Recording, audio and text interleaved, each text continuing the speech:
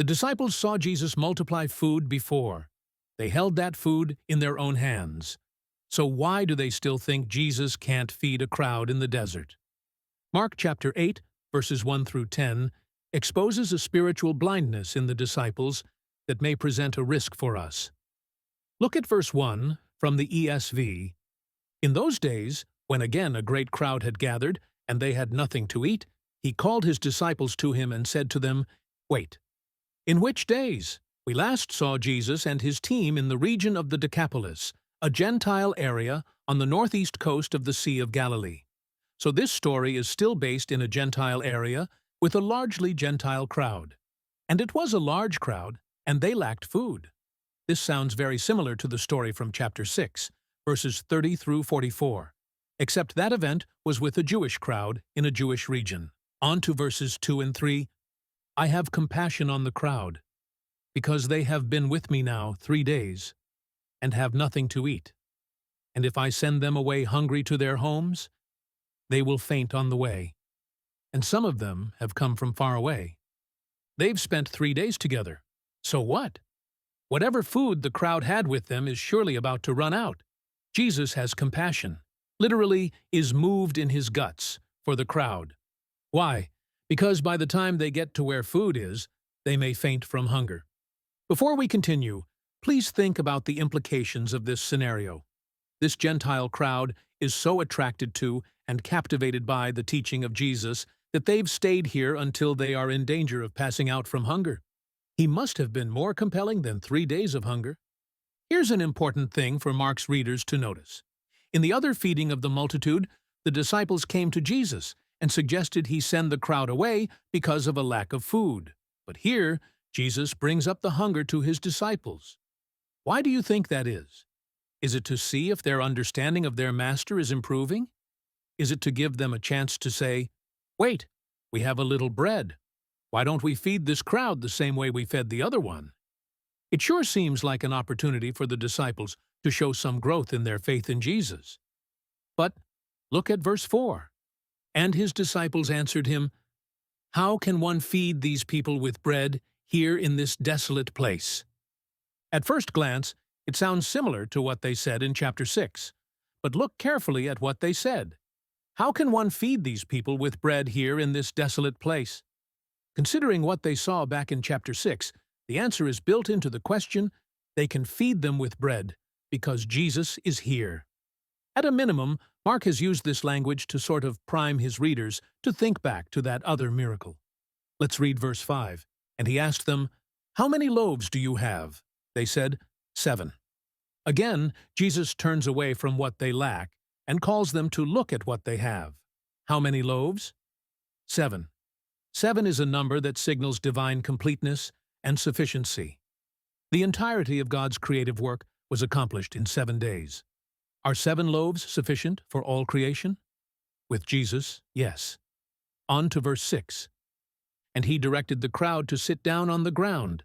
And he took the 7 loaves, and having given thanks, he broke them and gave them to his disciples to set before the people. And they set them before the crowd." This sounds so much like the feeding of the other multitude. He seated the crowd in an orderly fashion. He blessed and broke the bread, passing it to his disciples, in the same tradition as a Jewish father presiding over a family meal. And his disciples, in turn, passed on the bread to the crowd. The big difference is that the family now being fed is largely Gentile. On to verse 7. "And they had a few small fish. And having blessed them, he said that these also should be set before them.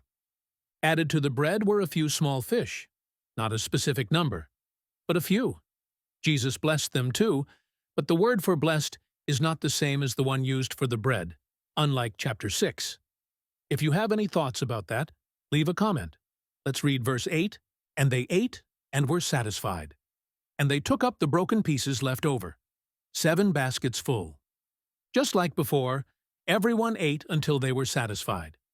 There's no lack when Jesus blesses the crowd, but there is a big difference in the outcome. In chapter 6, there were 12 baskets full of leftovers, alluding to the 12 tribes of Israel, showing that the Messiah can provide for all Israel. But here, there are only 7 baskets. But wait, this is important. The word for baskets in chapter 8 is different from chapter 6 and means very large baskets. So, there were 7 days of creation and 7 very large baskets of leftovers in the Gentile version of the miracle. So what? Jesus is more than sufficient, not just for the 12 tribes of Israel, but for all of creation, both Jews and Gentiles. That is a big deal. Let's wrap up with verses 9 and 10. And there were about 4,000 people, and he sent them away. And immediately he got into the boat with his disciples and went to the district of Dalmanutha.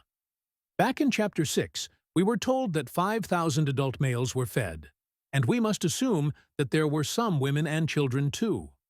5 represents the Torah, and 1,000 represents completion or fullness. So Jesus is the fulfillment of the Torah in the chapter 6 feeding. Here, the crowd is 4,000 people.